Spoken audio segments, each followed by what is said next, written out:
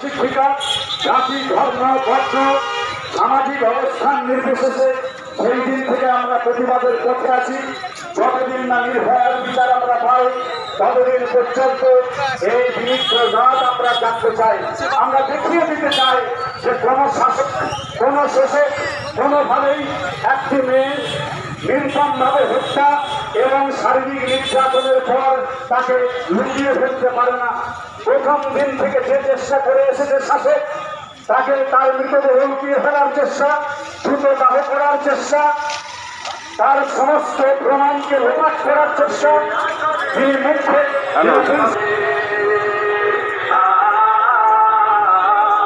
আজকের রাত্রির গণজমায়েত কর্মসূচিতে আমরা রামপুরহাট শহরের সমস্ত স্তরের মানুষদের আহ্বান জানিয়েছিলাম রাত দখলের জন্য। বিভিন্ন ক্ষেত্রের মানুষজন, শিক্ষক শিক্ষিকা, চিকিৎসক চিকিৎসা কর্মী, শিক্ষাবন্ধু এবং রামপুরহাট শহরের আপামর জনসাধারণ বিভিন্ন কর্মক্ষেত্রে যারা নিয়োজিত আছেন তাদের সমবেত প্রচেষ্টায় তাদের প্রতিবাদের ভাষায় আজকের রামপুরহাটের পাঁচমাথা মোড় প্রতিবাদের দাবানলে পরিণত হবে, এ আমাদের অঙ্গীকার। 14 তারিখ রাত্রি থেকে আমরা শুরু করেছিলাম আমাদের প্রতিবাদ আন্দোলন। আমাদের মায়ের জন্য, আমাদের বোনের জন্য, আমাদের মেয়ের জন্য, আমাদের ছাত্রীর জন্য, সেই পৃথিবীর বুক থেকে নির্যাতিতা ধর্ষিতা হয়ে প্রাণে মারা গেছেন। সেই প্রতিবাদের আগুন স্বাভাবিকভাবে রামপুরহাটের আপামর জনসাধারণকে নাড়িয়ে দিয়েছিল। সচেতন এবং প্রতিবাদ মুখর রামপুরহাটের মানুষ 14 তারিখ রাত থেকেই গোটা রামপুরহাট শহরে তাদের প্রতিবাদের স্ফুলিঙ্গকে চালিয়ে রেখেছেন। আজকে বিভিন্ন স্তরের মানুষজন বিভিন্নভাবে প্রতিবাদ রাখছেন। আমরা চাইছি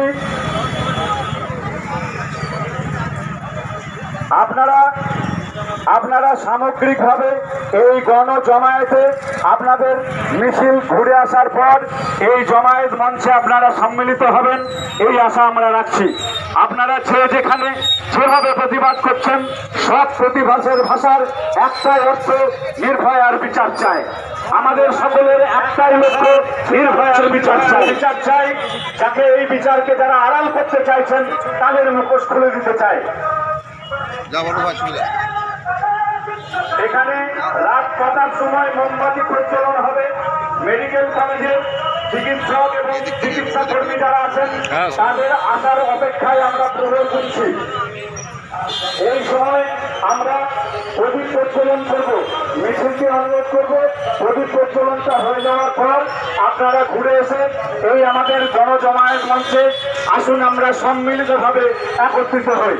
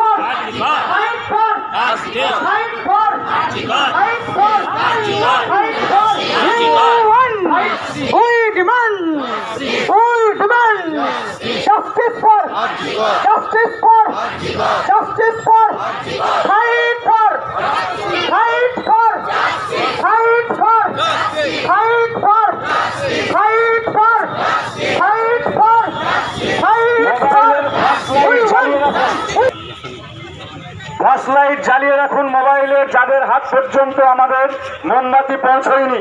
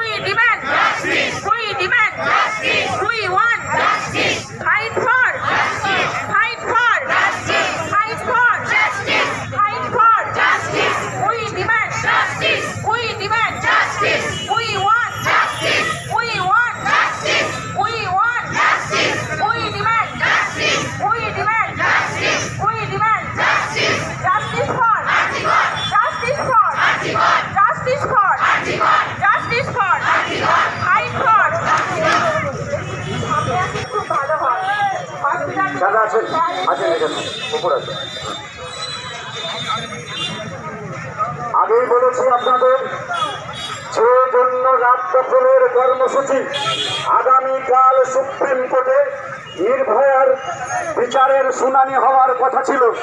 যে কোনো কারণেই হোক না কেন, সম্ভবত প্রধান বিচারপতির অনুপস্থিতির কারণে সেই শুনানি স্থগিত রাখা হয়েছে। এতক্ষণ পর্যন্ত আমাদের কাছে যে খবর, আহমেদ মেডিকেল কলেজ এবং হসপিটালের যে সমস্ত ডাক্তারবাবু এবং জুনিয়র ডাক্তার তাদের সাথীর মৃত্যুর জন্য, তাদের সাথীর নির্যাতনের জন্য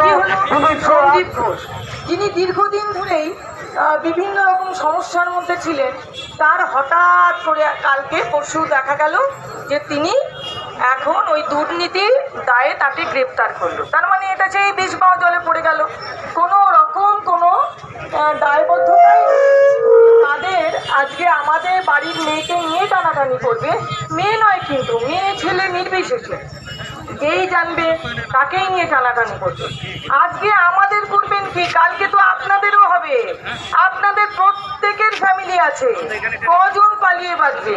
কাজেই প্রত্যেকটা মানুষের জন্য, প্রত্যেকটা শাসনের জন্য অবশ্যই এর একটা ন্যায় বিচার পাওয়া দরকার। আর আমরা এখানে কোনো দল, কোনো রঙের জন্য আসিনি, কিন্তু আমরা লাল, নীল, হলুদ, সবুজ সব মিলেমিশে রামধনু রং হয়ে গেছি। আমাদের মনুষ্যত্ব রং কিন্তু রামধনু। আমরা কোনো সময় কোনো দল, রং বা কারুরই আমরা এগেনস্টে কোনো কথা বলতে চাই না, কিন্তু আমরা সিস্টেমের এগেনস্টে এর বিচার আমাদের পেতেই হবে। আমাদের রক্ত একটা দেওয়ার একটা ব্যাপার আছে, যে একটা ব্লাড ডোনেশন ক্যাম্প হবে। সেই ব্লাড ডোনেশন ক্যাম্পে আমি তো ভাবছি যে রক্ত দেব, কারণ মেয়েটার চোখ ফেটে রক্ত বেরিয়েছিল। আর আমাদের পায়ের থেকে একটু রক্ত বেরোবে না? তা হয় রক্ত আমরাও সবাই মিলেই ওটায় দিয়ে তার একটা প্রতীকী একটা ব্যাপার করব, যে কারণ মেয়েটাকে এত অত্যাচার করেছে, সেই কয়েকটা রাত তো আমরা ঘুমোতেই পারিনি, এখনো ঘুমোতে পারিনি। প্রত্যেকটা মানুষের বাড়িতে যারাই ফ্যামিলি মেম্বার আছে তারাই কিন্তু ঘুমোতে পারেনি। কেন ঘুমোতে পারেনি? তাদের কেউ ছেলে মেয়ে বা এখন না হোক পরে, তারা পরে যাবে, তারা যদি এই সমস্যার মধ্যে পড়ে তাহলে কার কাছে বিচার চাইবে? এখন আমাদের বিচার আদায় করে ছাড়তেই হবে, এটা কোনোভাবেই মাঝপথে ছাড়া যাবে না। এই বিচার আমাদের চাই। We want justice, we want justice.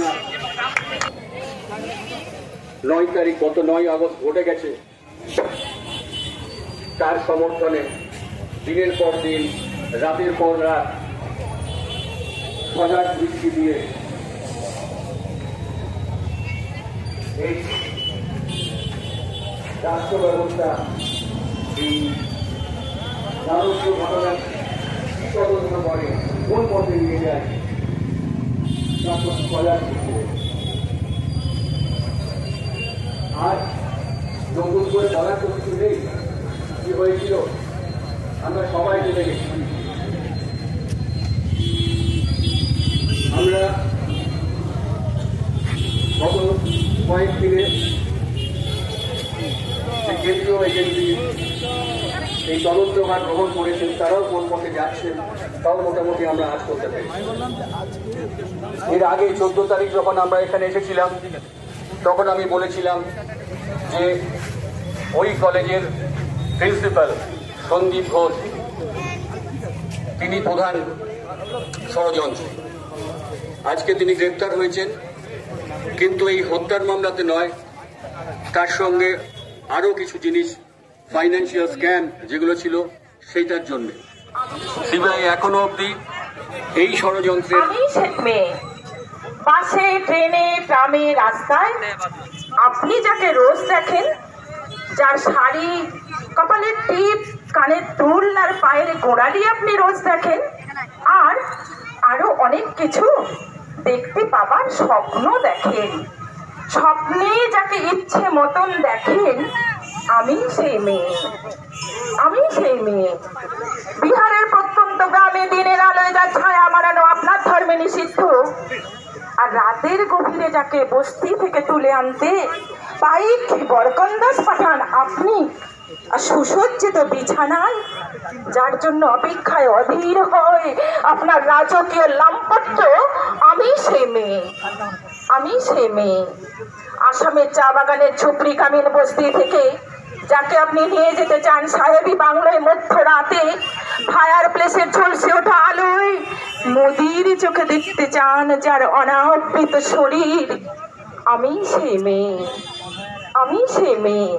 রাজস্থানের শুকনো উঠোন থেকে পিপাসার জল আনতে যাকে আপনি পাঠিয়ে দেন 10 মাইল দূরে সরকারি দাঁড়ায়, আর 20 মাইল হেঁটে ক্লান্ত বিধ্বস্ত যে রমণী খরা কাকে ঘরে ফিরলে যাকে আপনি বসিয়ে দেন চুলার আগুনের সামনে আপনার রুটি বানাতে, আমি সেই মেয়ে যাকে নিয়ে আপনি মগ্ন হতে চান গঙ্গার ধারে কিংবা ভিক্টোরিয়া সবুজে কিংবা সিনেমা হলের নীল অন্ধকারে যার চোখে আপনি এঁকে দিতে চান ছোটা স্বপ্নের কাজল, আর ফুরিয়ে যাওয়া সিগারেটের প্যাকেটের মতো যাকে ছুঁড়ে ফেলে দিয়ে আপনার ফুল সাজানো গাড়ি শুভ বিবাহ সুসম্পন্ন করতে ছুটে যায় শহরের পথে।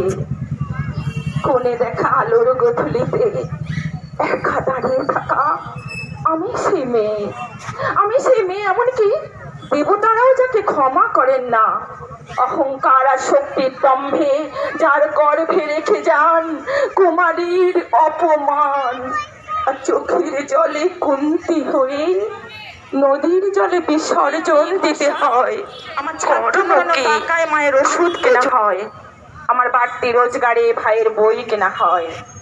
প্রবল বৃষ্টিতে আমার সমস্ত শরীর ভিজতে থাকে, কালো আকাশ মাথায় নিয়ে আমি ছাতা সাহিত্যে কাব্যে শাস্ত্রে লোকাচারে আমাকে মা বলে পুজো করেছেন, প্রকৃতি বলে আদিক্ষেতা করেছেন। আবার শহরগঞ্জের কানা গলিতে ঠোঁটে রং মাখিয়ে কুপি হাতে দাঁড় করিয়েও দিয়েছেন। হ্যাঁ, আমি সে মেয়ে। হয়তো একদিন, হয়তো কোনোদিন, হয়তো অন্য কোনো একদিন আমার সমস্ত মিথ্যে পোশাক ছুঁড়ে ফেলে দিয়ে আমি হয়ে উঠবো সেই অসামান্যা। আমার খোলা চুল, হাতে জ্বলবে ভীষণ আগুন, কপাল ঠিকরে বেরোবে ভয়ঙ্কর তেজ রশ্মি, হাতে ঝলসে উঠবে সেই খড়গ, দু পায়ের নুপুরে বেজে উঠবে রণদুন্ধুবি, নৃশংস অট্টহাসিতে ভরে উঠবে আকাশ। দেবতারাও আতঙ্ক স্তব্ধ হয়ে বলতে থাকবেন মহামেঘ প্রভাঙ্ঘরাং মুক্তকে সিং চতুর্ভুজাং কালিকাং দক্ষিণাং মূল্য। আমি সেই মেয়ে, হয়তোবা হয়তোবা।